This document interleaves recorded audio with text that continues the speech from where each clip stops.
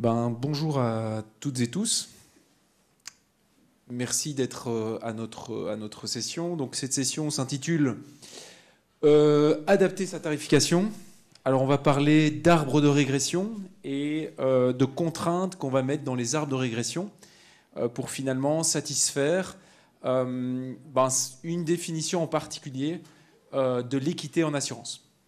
Alors, on est 4, comme vous voyez. Donc, je suis Julien Truffin, je suis conseiller scientifique à Detralytics et professeur de sciences actuarielles à Bruxelles. Alors, on a Thomas Hamès, qui est Innovation Lead chez Detralytics. J'aurais pas dû dire voilà, les titres parce que je ne connais pas les titres des autres. Donc, il y a Sophie Navarro qui est de Detralytics et puis Harrison Verhelst d'Allianz Trade. Donc moi, je vais vous parler 10 minutes, disons, un petit peu du cadre théorique.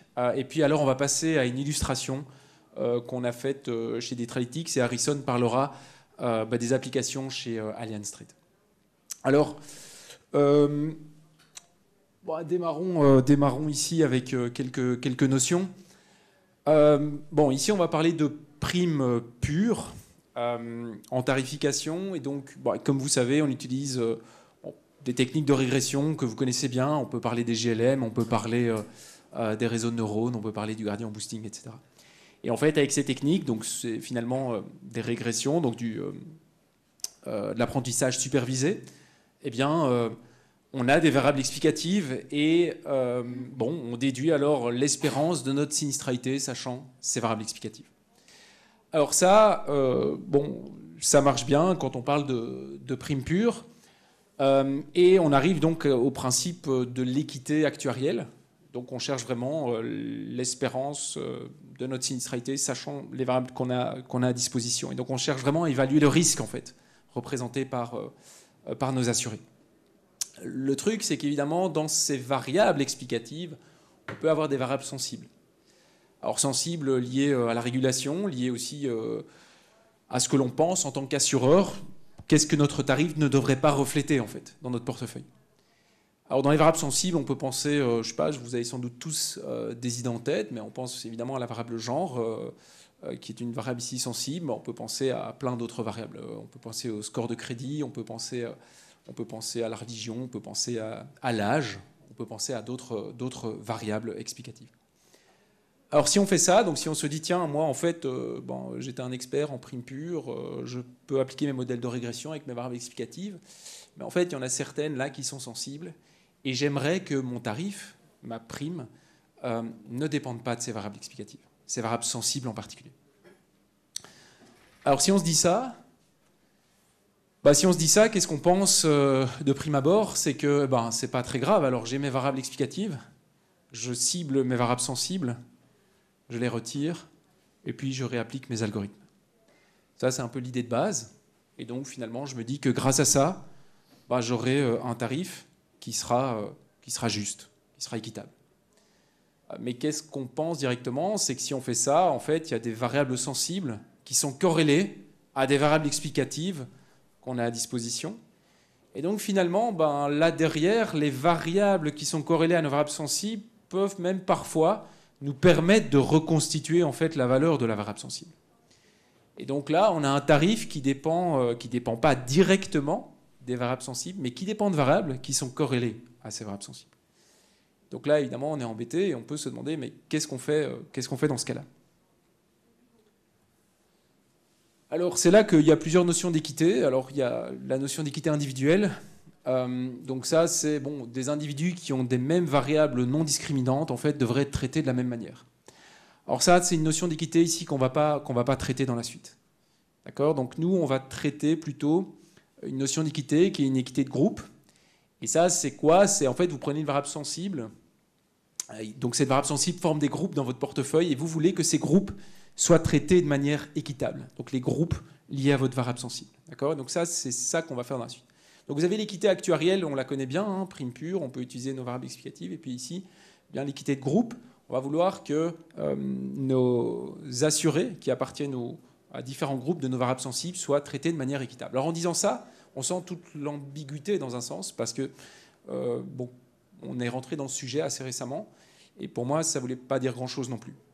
Donc qu'est-ce qu'on doit faire? On doit définir alors maintenant ces équités de groupe. Désolé, je me retourne tout le temps, mais on n'a pas de pointeur, etc. Donc on fait au mieux, quoi. Alors, d'accord, donc on va parler de cette équité de groupe. Alors, il y a plusieurs approches qui sont apparues dans la littérature assez récemment. Donc, ouais, ici, on n'a pas forcément mis de référence. Mais pour faire un peu de pub chez Detralytics, on a un Happy Learning Hours jeudi à Bruxelles. Et puis, en septembre, on en a un autre à Paris. Donc, ça dure 3 heures. Et je serai avec mon collègue Donatien Hinault, qui est aussi conseiller scientifique chez Detralytics et professeur de sciences actuarielles à Louvain-la-Neuve. Et en fait, on va pendant 3 heures présenter ces techniques d'équité en assurance, mais là, vraiment en détail. Et là, on mettra toutes les références. Mais donc ici, l'idée, c'est quoi? C'est qu'on a plusieurs approches pour l'équité de groupe. On peut faire du pré-traitement. Donc en fait, qu'est-ce qu'on fait? On va d'abord travailler les variables explicatives. On peut travailler les variables explicatives. Alors qu'est-ce qu'on peut faire? On peut essayer de les rendre indépendantes en fait, de la variable sensible. Alors ça, c'est des pré-traitements qu'on peut faire. Donc rendre les variables explicatives indépendantes de la variable sensible. On peut également rebalancer le jeu de données pour éviter qu'il y ait un biais qui soit induit par exemple, les hommes sont beaucoup moins représentés dans mon portefeuille et donc en fait un modèle qui performe bien performera surtout bien chez les femmes. Et donc moi je peux essayer de rebalancer mon portefeuille pour que j'ai une parité homme-femme et puis réentraîner mon modèle. Bon, ça c'est ce genre de truc qu'on peut faire en pré-traitement. Donc vous faites un pré-traitement et puis après vous appliquez votre technique de régression bien connue. Alors on peut faire en cours de traitement, et ça c'est ce qu'on va faire dans un instant. C'est-à-dire qu'en fait on va étudier ici, on va utiliser des arbres de régression. Donc votre technique de régression ici, notre technique ici, ce sera des arbres. Ce seront des arbres, et en fait, dans la construction de ces arbres, on va mettre une contrainte. Et cette contrainte qui va essayer de tenir en compte donc, cette équité par rapport à une variable sensible qu'on aura définie. D'accord? Donc là on fait du in-processing, ça veut dire que c'est dans la régression même en fait, qu'on va finalement introduire une notion d'équité. Et puis ensuite, qu'est-ce que vous avez? Vous avez du post-traitement, donc post-processing. Et là, c'est quoi l'idée? C'est vous faites votre régression classique avec les variables pas sensibles, mais ensuite vous avez un tarif, et ce tarif, vous savez qu'il contient des variables qui sont corrélées, donc avec votre variable sensible. Et là, c'est là que vous retravaillez les choses par après. Alors ça applique plein de problèmes. Ça peut impliquer plein de problèmes, mais bon, je ne vais pas rentrer dans les détails ici. Okay, donc nous, on va faire équité de groupe, mais on va faire en fait du in-processing, des arbres qui tiennent en compte la contrainte d'équité. Alors, un peu de formalité, mais bon, pas trop non plus quand même. Donc, nos variables explicatives, donc les variables qu'on a à disposition, elles vont être notées Z, et Z, on va distinguer entre les variables X, ça c'est les variables non sensibles, et les variables S, qui sont les variables sensibles. Alors ici, nous, dans la suite, on va faire une illustration avec une variable sensible, ce sera le genre de l'assuré, et qui aura 2 catégories. D'accord? Donc on a nos variables là. Alors, ce que je vous ai dit tantôt, c'est si on ignore, en fait, donc ici, formellement, si on ignore la variable S, ou les variables S, et qu'on utilise juste les variables X, eh bien, on fait ce qu'on appelle, dans mon bon accent anglais, fairness through unawareness. Alors ça veut dire, en fait, on se dit, on ne les utilise pas, donc c'est pas très grave, on n'utilise que X pour faire notre prédiction. Mais bon, en faisant ça, comme je vous ai dit, ça ne marchera pas parce que vous avez des variables qui sont corrélées à vos variables sensibles. Alors si vous n'avez pas de variables corrélées à vos variables sensibles, tout va bien. Mais en pratique, dans votre portefeuille, vous pouvez le faire. Et un exercice qui est sympa, c'est vous prenez votre variable sensible et en fait, vous l'utilisez comme variable réponse et vous essayez de la prédire avec les autres variables de votre portefeuille. Et vous allez voir que, sans doute, ça dépend évidemment les cas, mais vous pouvez voir que des variables permettent de les reconstituer. Donc c'est pas génial. Alors, voilà, équité de groupe, in-processing, et puis en fait, il y a plusieurs équités de groupe. Alors c'est là que ça se complique. Et on va faire, on va parler en fait, donc il y a plusieurs types d'équité. C'est pour ça que je disais, voilà, il faut définir les choses. Et nous, on va parler ici de la parité démographique, la première. Et c'est quoi la parité démographique? Elle est quand même assez puissante, violente. C'est de se dire qu'on veut que notre prédiction soit indépendante de la variable sensible. Alors, il y a plusieurs types de demographic parity, donc de parité démographique. Il y a la faible, puis il y a la forte. Alors, la forte, c'est vraiment ça, c'est la prédiction. On veut que la distribution de notre prédiction, en fait, soit notre variable aléatoire, prédiction, soit indépendante de notre variable aléatoire sensible. Donc les distributions sont indépendantes, carrément. Donc les variables aléatoires sont indépendantes. Ça, c'est la forte. Puis la faible, c'est pas ça, c'est en fait, on veut que la moyenne de ma prédiction, donc je vais prendre la variable sensible genre, homme-femme, la moyenne de ma prédiction pour les hommes soit la même que la moyenne de ma prédiction pour les femmes. Ça, c'est de la parité démographique, mais faible. Ça veut dire que je veux qu'en moyenne, pour les hommes et pour les femmes, la moyenne de ma prédiction les moyennes soient les mêmes. D'accord ? L'autre, la forte, c'est la distribution de ma prédiction, qui est la même pour les hommes et pour les femmes. Ça, c'est fort. Alors, il y en a d'autres. Je peux peut-être évoquer la deuxième, la séparation, égalité des chances. Bon, ça a été évoqué ce matin, si d'autres ont assisté à un exposé sur l'équité, donc ça a été discuté. Bon, ça, c'est plutôt, en fait, vous voulez que votre modèle, en termes de performance, il soit le même pour les hommes et pour les femmes. Donc, souvent, ce principe d'égalité des chances, il est plutôt appliqué dans tout ce qui est classification. Donc, votre variable Y ici, votre variable réponse Y, c'est 0 ou 1. Et le Y chapeau, c'est la prédiction du 0 ou du 1. Et en fait, qu'est-ce qu'on veut ? On veut que la probabilité que votre prédiction soit 1, donc sachant que vous êtes un homme et que en fait, vous avez une variable égale à 1, ce soit exactement la même chose pour les femmes. Donc en fait, on veut que les vrais positifs la probabilité d'avoir un vrai positif soit la même pour les hommes que pour les femmes. Et donc ça veut dire que ça, c'est parfois un outil qu'on utilise pour voir si un modèle est performant. Donc ces mesures doivent être les mêmes. Alors, si ce n'est pas le cas, on recorrige, bon, etc. Donc pour résumer, nous, on va faire équité de groupe. La première, donc parité démographique. Et la forte, en fait, on va trouver un algorithme qui fait en sorte que notre prédiction et notre variable sensible soient indépendantes. On peut discuter de ça. Voilà, qu'est-ce qu'on cherche finalement à la fin de la journée ? Alors, donc, nous, on va faire du in-processing, comme je vous l'ai dit. Et donc, c'est quoi l'approche ? Donc, juste encore un petit slide, et puis je passe la parole. Donc, bon, les arbres de régression, alors, on n'a pas remis plein de slides expliquant les arbres de régression. Donc, vous savez, au début, vous avez tout votre portefeuille. Et puis, bon, la même prédiction pour tout le monde. Et puis, on fait un split. Donc, alors, j'ai un micro en main, donc moi, j'aime bien parler avec les mains. Donc, on fait un split. Donc, on se sépare en deux groupes. Et pour trouver la variable qui sépare en deux groupes, et la valeur de cette variable, qu'est-ce qu'on fait ? On fait celle qui minimise la déviance. Alors la déviance, donc là derrière, on met une distribution sur notre variable réponse. Et donc, bon, il y a une déviance correspondante. Et donc notre fonction de perte, c'est une déviance. Et en fait, on essaye de trouver la séparation en deux portefeuilles qui sont en fait les plus homogènes possibles. Je vais essayer de trouver les deux sous-portefeuilles qui sont les plus homogènes possibles, avec une séparation. Et donc c'est finalement la variable qui minimise la déviance. Et on fait ça, vous savez, donc après on a deux sous-nœuds, boum, et on refait la même chose. Hein, ça, c'est les arbres de régression. Bon, en gros. Ben, nous, ce qu'on fait, c'est ça. C'est exactement ça. Donc à chaque nœud, on minimise la déviance correspondante. Mais simplement, maintenant, on va introduire une autre notion. En fait, on va vouloir que la proportion, et donc ici, on va illustrer ça sur une variable sensible qui est le genre, homme-femme. On va vouloir que la proportion d'hommes reste la même tout au long du processus. Et donc, si la proportion d'hommes reste la même, la proportion de femmes reste la même, puisqu'il y en a deux catégories.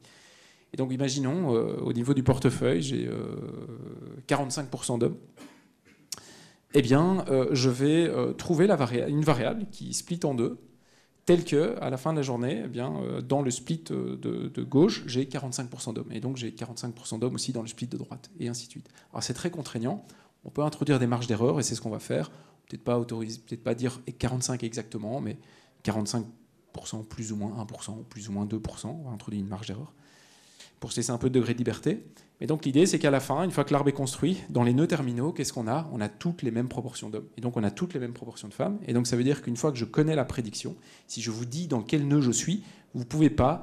la distribution de la variable sensible est exactement la même partout. D'accord ? Elle ne dépend pas. Donc si je vous dis dans quel nœud je suis, la distribution de ma variable sensible est la même partout. Donc en fait, on a une dépendance entre la variable sensible et notre prédiction. Alors c'est ça qu'on va faire. Donc ce sont des arbres très contraignants. Évidemment, on va diminuer les performances, mais en termes d'équité, en termes de parité démographique, bon, ça va bien performer dans un sens. Donc là, maintenant, on va vous illustrer cette méthode-là sur des jeux de données simulés et puis sur un vrai jeu de données. Voilà. Je vais passer la parole à Thomas. Merci Julien. Alors, qu'est-ce qu'on vous a concocté? Hop. On a généré un premier dataset fictif. Donc, on a construit un dataset, un exemple type d'assurance auto, avec des nombres de sinistres et certaines variables explicatives. Donc, on a généré tout ça de manière aléatoire en mettant certains effets pour connaître exactement ce qui se passe au sein du jeu de données. Donc, on a mis une première variable qui est le genre, donc de la personne qui conduit la voiture, de l'assuré. On a mis l'âge de la personne. On a mis la manière dont la personne paye cette prime. Peut-être qu'on pourrait observer un effet dans le portefeuille, de manière annuelle ou pas. Et on a mis aussi, est-ce que la voiture est une voiture de sport? Et au fur et à mesure des exemples, on fera varier une corrélation entre la voiture de sport et le genre de la personne. De manière à ce qu'il n'y ait pas de corrélation entre le fait que ce soit une voiture de sport et le fait que ce soit un homme, jusqu'à un exemple maximal où tous les hommes ont une voiture de sport.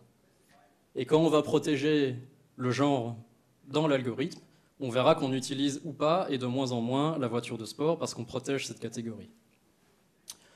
Donc voilà, après quelques petits détails, on a mis 50% d'hommes, 50% de femmes. Les âges sont distribués de manière uniforme, donc c'est la même distribution pour tous les âges. Il y a égalité également 50-50 sur le fait que ce soit une voiture de sport ou sur le fait que la prime soit fractionnée ou pas. Et puis on a la formule en dessous avec la corrélation.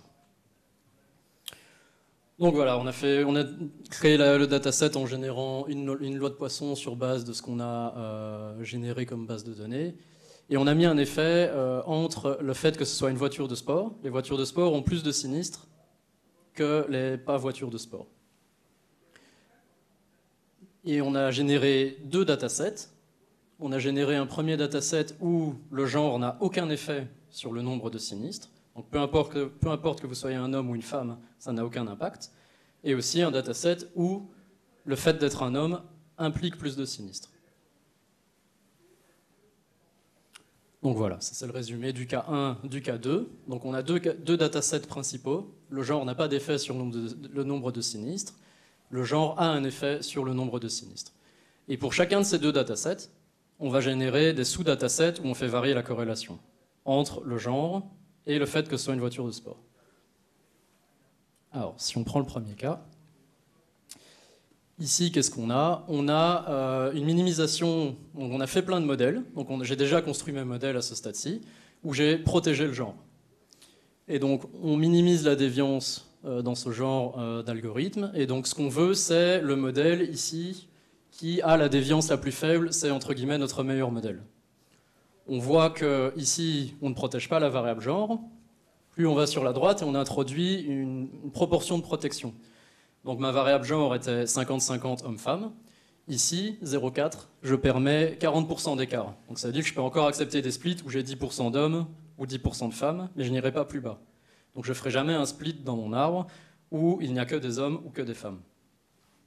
Et c'est pour ça qu'à 60%, ça n'a aucun impact, parce que c'était 50-50, donc on continue à pouvoir accepter tous les splits. Et puis on augmente la contrainte, jusqu'à un moment où on ne permet que 1% d'écart. Et donc on voit que la déviance s'aggrave en fonction des corrélations qu'on met. Au plus, on met une contrainte importante sur les écarts qu'on permet. À la fin, l'arbre, tout simplement, ne trouve plus de split possible pour continuer à minimiser la déviance. Donc en fait, tout en haut à droite, c'est des modèles où tout simplement l'arbre ne fait presque pas de split. Des fois même, on met tellement de contraintes qu'en fait, il ne le split pas. Il ne trouve pas de chemin au sein de notre jeu de données. Et donc, qu'est-ce qu'on peut voir? Si on prend le cas où on n'a aucune corrélation entre le genre et le nombre de sinistres, eh bien, c'est la ligne bleue. Ben, tout simplement, il n'y a pas d'impact. Puisque la variable ici, on est dans le cas 1, elle n'a pas d'effet, le genre n'a pas d'effet sur le nombre de sinistres. Donc, peu importe la pénalisation qu'on met, il n'y a pas vraiment d'impact sur cette courbe de déviance. Donc on n'aggrave pas le modèle ou pas, puisque ça ne change rien en fait. Et on prend le cas le plus extrême, donc c'est le cas en brun juste ici, qui monte de manière abrupte au tout début. C'est la corrélation à 100% entre le genre et le fait d'avoir une voiture de sport. Et en fait, cette perte de déviance est liée au fait que dès qu'on met une contrainte sur le genre, comme la corrélation est de 100%, on ne peut directement plus utiliser la voiture de sport et donc on perd tout le pouvoir prédictif du fait d'avoir une voiture de sport. Et puis tous les cas où on se retrouve entre les deux, c'est les cas où on fait varier la corrélation. Donc si on prend 20% entre le genre, de corrélation entre le genre et le fait d'avoir une voiture de sport, on trouve encore beaucoup de chemin, parce que la corrélation n'est pas totale. Et puis on commence à perdre, parce que les splits deviennent de plus en plus pénalisés, on commence à perdre en pouvoir prédictif.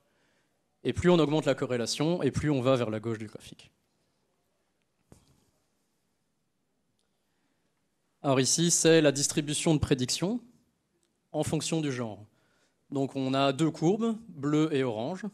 Et donc ici, on voit qu'en fait, comme le genre n'a pas vraiment d'impact sur le nombre de sinistres, le fait de permettre tous les écarts, ou de permettre que 40%, ou 20%, ou 1%, ça ne change pas vraiment les distributions. Ici, on peut regarder les feature importance. Donc en fait, l'importance des variables explicatives au sein des splits choisis par l'arbre. De manière équivalente, on ne voit pas vraiment de distribution, parce qu'en fait, tout simplement, le genre, le pénaliser ou pas, ça ne changeait rien. C'était la courbe bleue sur le premier graphique. Ici, on est dans le cas où on a une corrélation de 40% entre le genre et le fait d'avoir une voiture de sport. Donc la corrélation n'est pas totale. Donc en fait, on a un premier modèle quand on permet tous les écarts, donc c'est comme quand on ne pénalise pas de manière générale.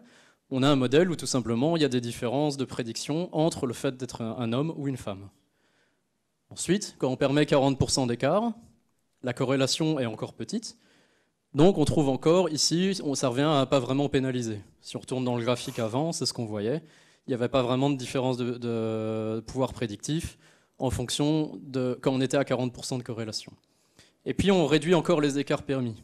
Et là on commence à voir que les deux courbes commencent à se rapprocher.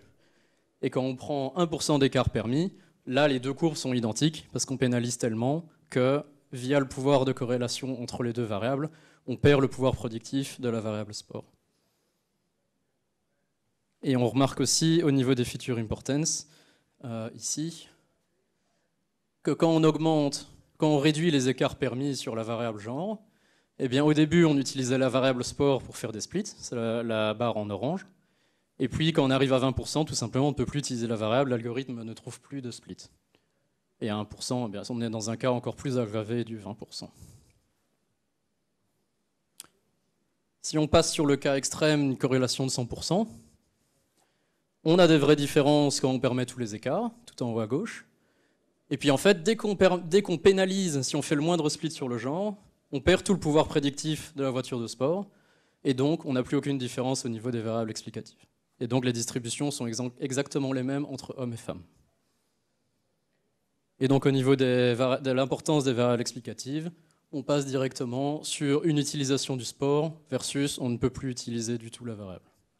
Et donc on voit ici que l'âge prend tout le pouvoir prédictif parce que c'était la seule variable qui avait un réel pouvoir prédictif par rapport au nombre de sinistres.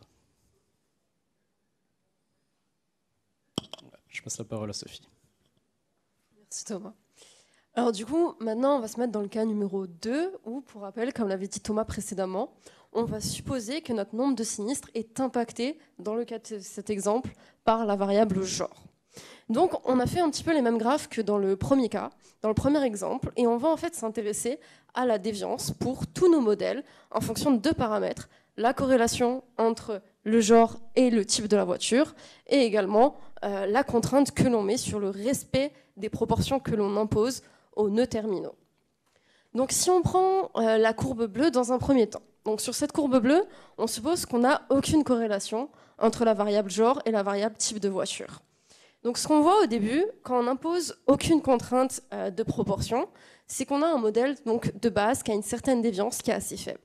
Et dès que je vais imposer en fait une petite contrainte, aussi infime soit-elle, je vais avoir une perte de déviance et un premier saut donc de déviance.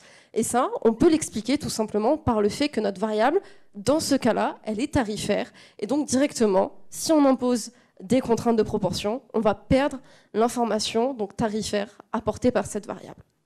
Ensuite, petit à petit, on va augmenter du coup les pénalités et on va voir qu'on va avoir une droite jusqu'à avoir un nouveau saut lorsque la contrainte devient trop forte. Et ce deuxième saut, on va pouvoir l'interpréter par le fait que, du coup, non, pardon, excusez-moi, je me suis trompée. C'était la courbe bleue. Donc sur la courbe bleue, on n'a plus de saut. on va rester comme une droite après par la suite. Et donc ça, c'est parce que justement, il n'y a pas de corrélation entre ma variable genre et la variable donc type de voiture. Donc ça, c'était la courbe bleue lorsqu'on avait 0% de corrélation entre le genre et le type de la voiture. Maintenant, je vais prendre une courbe intermédiaire, je vais prendre la courbe verte, où cette fois-ci, on va avoir deux effets. Donc, premier effet, c'est comme dans la courbe bleue, on augmente petit à petit la pénalité en termes de proportion, et on va avoir un saut de déviance qui est la perte d'information de notre variable tarifaire. Ensuite, on va avoir cette fois-ci un deuxième saut qui est dû à ce phénomène de corrélation qu'on a entre le genre et la variable donc type de voiture. Et en fait, cette corrélation, elle apparaît avec justement des pénalités assez fortes. Ce saut de déviance apparaît avec donc des pénalités assez fortes parce que justement la corrélation, elle est faible. Et ensuite, du coup, si on regarde la dernière droite, qui est la droite marron, on aura une corrélation donc de 100% entre le genre et la variable donc type de voiture. Et là, en fait, on va directement avoir un unique saut de déviance, mais qui sera assez important parce que les deux impacts vont arriver donc en même temps. On aura d'une part la perte de déviance due à l'impact direct de la variable genre sur notre nombre sinistre, et d'autre part, du coup, également la perte de déviance due à la corrélation entre le genre et la variable donc type de voiture. Et donc, du coup, pour résumer, ce qu'on peut voir, c'est que dès qu'on impose une contrainte donc, de proportion, on a une première perte de déviance. Et lorsque les variables, par exemple la variable à protéger, est corrélée avec d'autres variables qui sont tarifaires, on aura une deuxième perte de déviance, un deuxième saut. Et plus en fait la contrainte de proportion est forte, plus ce saut arrivera donc rapidement. Donc ça, c'était un petit peu pour comparer par rapport à l'exemple précédent. Maintenant, du coup, on va faire un focus sur un cas. C'est le cas où il n'y a pas de corrélation entre le genre et le type de voiture. Donc, c'était la courbe bleue, pour rappel, dans l'exemple précédent. Donc, si on regarde un petit peu les mêmes graphes que précédemment, au départ, qu'est-ce qu'on a lorsqu'on va permettre, en fait, du coup, des proportions quelconques pour la variable genre et pour les modalités de la variable genre? On va avoir deux courbes de distribution distinctes. Et ça montre bien que dans cet exemple, du coup, on avait une variable qui était tarifaire. Et donc, du coup, dès que je vais imposer des contraintes de proportion de mes nœuds terminaux, donc, je vais en fait directement, même si la contrainte donc, est toute petite, je vais directement rapprocher mes deux courbes et les superposer. Mes distributions seront les mêmes, et c'est parce que, du coup, je vais perdre cette information donc, tarifaire. On voit la même chose sur ce graphe, donc on voit la même chose sur des graphes d'importance. Donc là, je vais regarder quelles sont mes variables donc, les plus importantes. Donc lorsque je ne fais aucune contrainte de proportion, j'ai bien trois variables tarifaires, le genre, l'âge et le type de voiture qu'on a noté sport yes. Et dès que je vais imposer donc des contraintes, la variable genre va disparaître, je perds l'information tarifaire et c'est mon premier saut de déviance si on se rappelle un petit peu de la courbe précédente. Et ensuite, je peux augmenter en fait mes contraintes de proportion. Cela n'aura aucun impact étant donné que je n'ai aucune corrélation entre ma variable genre et ma variable donc type de voiture. Si je prends maintenant un autre exemple, donc on va prendre une corrélation de 40% entre le genre et le type de la voiture. Lorsqu'on regarde les courbes, on a le même phénomène que tout à l'heure. De base, on avait deux distributions différentes pour mes deux modalités. Est-ce que je suis un homme, ou est-ce que je suis une femme, du coup. Ça montre bien que ma variable, elle est tarifaire. Et lorsque je vais imposer donc, des contraintes de proportion, petit à petit, ça va se rapprocher, mais beaucoup plus doucement qu'avant, étant donné que là, en fait, j'ai une corrélation de ma variable donc, que je protège avec une autre variable tarifaire, et donc je vais essayer de récupérer l'information que je perds en protégeant la variable genre grâce à ma variable donc, corrélée type de voiture. Pareil, on voit ce phénomène ici sur ces graphes d'importance. Au début, sans pénalisation, j'ai trois variables tarifaires, les mêmes que tout à l'heure. Lorsque je vais imposer une petite contrainte, ma variable genre va disparaître, mais on va essayer de compenser avec la variable donc, qui est corrélée à la variable genre, donc grâce à la variable qui est en vert ici sur ce graphe. Et ensuite, si je mets des contraintes de plus en plus fortes, cette variable elle-même va disparaître petit à petit de mes graphes d'importance, étant donné que je ne pourrai plus l'utiliser. Enfin, dernier petit exemple, dernier petit focus, on va regarder une corrélation, cette fois-ci de 100% entre le genre et le type de la voiture. Pareil, de base, j'avais deux distributions différentes étant donné que j'ai une variable tarifaire. Et là, par contre, dès que je vais imposer une contrainte, aussi faible soit-elle, mes deux courbes, mes deux distributions vont se superposer. Et là, en fait, si on se rappelle en fait de la courbe marron qu'on avait sur le premier graphe, ça représente en fait le fait que je vais perdre mes deux informations, l'information directe et indirecte par le biais de la corrélation, donc d'un coup. Et c'est ce que je vois également ici, en fait. De base, en fait, je vais avoir deux variables tarifaires. Alors là, cette fois-ci, on n'a pas la variable du coup genre, parce qu'en fait, les découpes, elles sont faites toutes grâce à la variable donc type de voiture. Et dès que j'impose donc une contrainte, cette variable type de voiture, elle disparaît du coup. Donc ça finit ce cas. Je vais relaisser la parole à Thomas pour faire un petit résumé. Donc pour récapituler un petit peu le cas 1 et 2, donc en fait on a le cas 1 où le genre n'avait pas d'effet sur le nombre de sinistres, donc c'est le lien indirect sur la ligne ici, et on a le cas 2 où le genre a un effet sur le nombre de sinistres. Et puis on a la combinaison où on met pas de corrélation entre le genre et la voiture de sport, et une corrélation entre le genre et la voiture de sport. Donc en fait quand le genre n'a pas d'effet et qu'on n'a pas de corrélation, ça n'a pas d'impact sur les performances, c'est ce qu'on a vu, c'était la courbe bleue du tout premier graphique. Quand le genre n'a pas d'effet et qu'on a une corrélation avec le fait de la voiture de sport, si on prend le cas extrême, eh bien tout simplement, on ne peut plus utiliser la voiture de sport parce qu'on protège le genre, et donc on perd l'impact de gain de performance potentiel via la voiture de sport. Quand le genre a un effet et qu'on n'a pas de corrélation, on va perdre directement les effets potentiels du genre, de gain de performance lié au genre, parce qu'on ne peut plus utiliser la variable. Et puis le cas où il y a une corrélation totale entre le genre et le fait d'avoir une voiture de sport, eh bien on va perdre à la fois les effets de la voiture de sport et de la variable genre sur le pouvoir prédictif du modèle. Et puis on a généré un deuxième, on a généré des résultats sur un deuxième jeu de données qui est le jeu de données FREC-MTPL du package dataset qui est disponible en R1. Et du coup, là, en fait, c'est un nouvel exemple. L'objectif de cet exemple, on va voir des phénomènes similaires à ce qu'on a déjà vu auparavant. Mais l'objectif, en fait, c'est vraiment de vous montrer que cette protection, en fait, des variables, elle peut se faire sur plein de variables et plein de modalités. C'est-à-dire qu'auparavant, on avait juste protégé une modalité de notre variable genre. Donc, par exemple, en fonction de quelle modalité de référence on a choisi, on avait protégé donc soit la modalité homme, soit la modalité femme. Et là, on va protéger 4 modalités, donc 4 catégories d'âge. Donc, si je présente le dataset, donc c'est un dataset qui s'appelle FREC MTPL. C'est un jeu de données qui est utilisé pas mal dans l'enseignement et dans la recherche. Donc cette fois-ci, on dispose de plus de variables explicatives. On aura la puissance du véhicule, l'âge du véhicule, l'âge de l'assuré. On aura également la région, la marque de la voiture et le type de carburant. Et en fait, à l'aide de toutes ces variables explicatives, on va vouloir prédire le nombre de sinistres pondérés par l'exposition au risque, bien évidemment. Et donc nous, ce qu'on souhaite protéger dans cet exemple, c'est ce que je vous ai dit tout à l'heure, c'est notre catégorie d'âge pour notre assuré et ces 4 catégories. Donc cette fois-ci, le modèle, donc, il a été fine-tuné dans le sens qu'en fait, on a en fait, sélectionné les hyperparamètres qui nous donnaient la meilleure performance à chaque fois pour chaque modèle. Donc on a optimisé tant la profondeur de l'arbre que le nombre d'observations dans chaque feuille, du coup. Et là, du coup, pareil que tout à l'heure, on va observer la déviance donc de chacun de nos modèles lorsqu'on va en fait imposer des contraintes de plus en plus dures, de plus en plus fortes.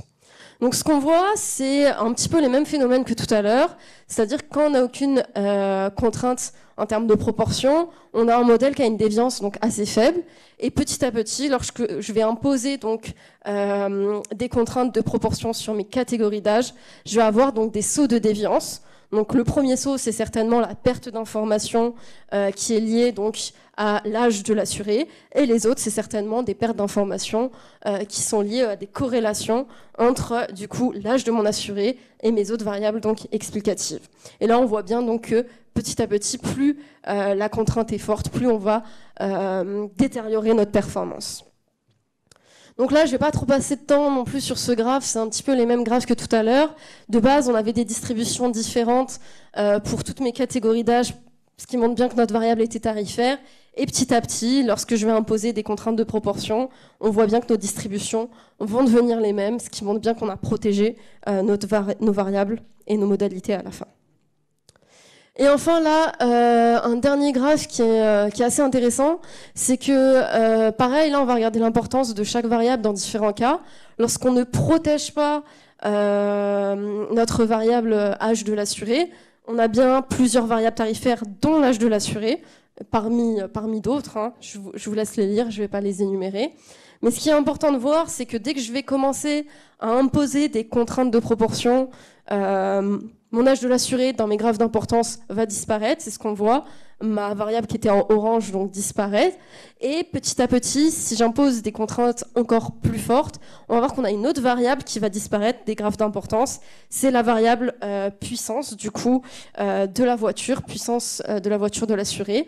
Et ça, c'est sûrement dû à une corrélation justement entre cette variable âge de l'assuré et puissance donc de la voiture. Donc voilà. Donc ça, c'était un dernier exemple sur des jeux de données réels. Et maintenant, on va vous présenter un petit cas pratique avec un jeu de données d'Allianz Trade. Bonjour à tous. Peut-être vous présenter d'abord Allianz Trade, c'est une société d'assurance crédit qui fait partie du groupe Allianz. L'assurance crédit, c'est une assurance B2B qui n'est pas obligatoire, donc c'est optionnel. Les sociétés ne sont pas obligées de s'assurer contre les défauts de paiement. Comment fonctionne l'assurance crédit ou la principale ligne de business? C'est qu'on a une société A qui est assurée auprès d'Allianz Trade, qui effectue des services ou fournit des biens à une société B. Et en échange de ces services ou de ces biens, la société B doit payer la société A. Et ce paiement, il y a un certain délai, souvent 90 jours ou 120 jours. Et donc là où intervient Allianz Trade, c'est qu'en cas de défaut de paiement de la société B vers la société A, Allianz Trade va venir indemniser la société A et poursuivre la société B pour essayer de récupérer un maximum d'argent. Et donc comment ça se passe dans la pratique? C'est que donc l'assuré A est assuré chez nous, disons Danone. Danone veut faire du business avec Carrefour et Danone va venir chez nous et va nous dire ok, j'aimerais être assuré pour le business que je fais avec Carrefour et j'aimerais être assuré à hauteur de 1 million d'euros. Donc ils viennent chez nous, ils font cette demande. Là, en interne, cette demande, elle est analysée. Et il y a ce qu'on appelle l'octroi de la limite, donc l'octroi de la couverture. Soit elle est acceptée, soit elle est refusée. Et si elle est acceptée, soit elle est acceptée totalement. C'est-à-dire qu'on va couvrir la demande totale de 1 million d'euros de Danone auprès de Carrefour. Ou alors, ça va être une acceptation partielle où on ne va pas couvrir jusqu'à 1 million d'euros, mais on va peut-être autoriser une couverture jusqu'à 800 000 euros. Et au-delà de ça, Danone ne sera pas couvert. Et donc, nous, le principe d'équité, en fait, où est-ce qu'il va venir nous intéresser? C'est auprès de cette demande et cet octroi de limite. Auparavant, cette demande était traitée par des humains.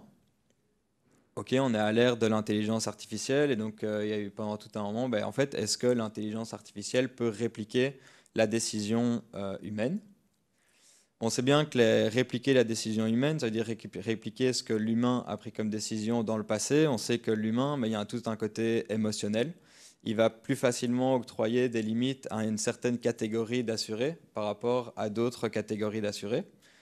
Et donc, une fois que cette décision est mimiquée, il y a un deuxième step, c'est dire ok, est-ce que en fait toutes les décisions humaines étaient optimales avec on définit une certaine fonction objective et est-ce que toute cette décision humaine était optimale sur base de cette fonction objective? Et une fois qu'on a défini cette fonction objective, on peut se dire ok, ma target n'est plus la décision humaine prise dans le passé, mais va être cette fonction objective et j'aimerais que toutes mes décisions respectent une équité assurantielle et que donc je ne discrimine pas entre mes catégories d'assurés internes que l'humain aurait discriminé involontairement ou volontairement, mais on pourrait donc forcer, grâce à ça, la parité ou l'équité entre mes assurés. Merci. Et donc, je vais faire assez brièvement parce que je vois qu'on dépasse un petit peu. Ici, on a appliqué l'algorithme donc sur un jeu de données d'Allianz Trade où on explique une variable réponse 0,1 qui est est-ce qu'on a octroyé la limite ou non à l'assuré. Et donc, on dispose de plein de variables, des variables financières, une dizaine, des variables sur le grading interne que l'entreprise met à ses assurés, des variables concernant la taille de l'entreprise et donc la variable que l'on veut expliquer, l'accord de la limite ou non. Et donc la variable qu'on va ici protéger, c'est est-ce que le grading de l'entreprise a été calculé de manière automatique ou est-ce que ce calcul de grading automatique a été modifié par un humain? Parce que le grading peut avoir de l'importance sur l'accord ou pas de limite, mais on ne veut pas que ce soit le fait qu'il soit manuel ou pas que ça ait un impact. Et donc ici, ce qu'on voit, donc on est sur une variable binaire, donc on peut aussi calculer des AUC, donc on retrouve le même genre de graphique.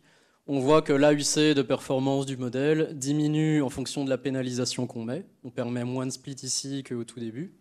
Et on voit qu'on est quand même dans un range relativement acceptable. Donc on est sur une variable qui est distribuée automatique ou manuelle de 50-50, plus ou moins, un peu comme homme-femme dans l'exemple précédent.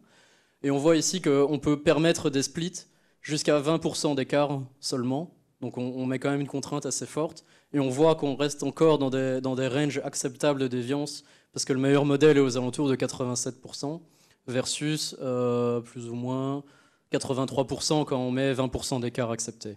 Donc ici, on est sur une réduction de performance qui permet quand même de garder quelque chose d'acceptable d'un point de vue business. Et à titre indicatif, si on n'avait simplement pas mis la variable, eh bien on obtenait quand même 87% d'AUC sur le test set. Et donc on voit ici clairement que ne pas utiliser la variable, mais on la reconstruit entièrement avec la corrélation des autres variables. Donc ici, l'importance de la protéger, c'est que si on veut vraiment permettre des écarts très faibles sur cette variable, on perdra quand même en performance, alors que quand on ne l'inclut pas dans les variables explicatives, on reste sur des performances équivalentes. Et donc voilà, ça c'est les mêmes représentations que précédemment. Donc je vais abréger un petit peu. Et là, on est au niveau des feature importance. Voilà. Merci.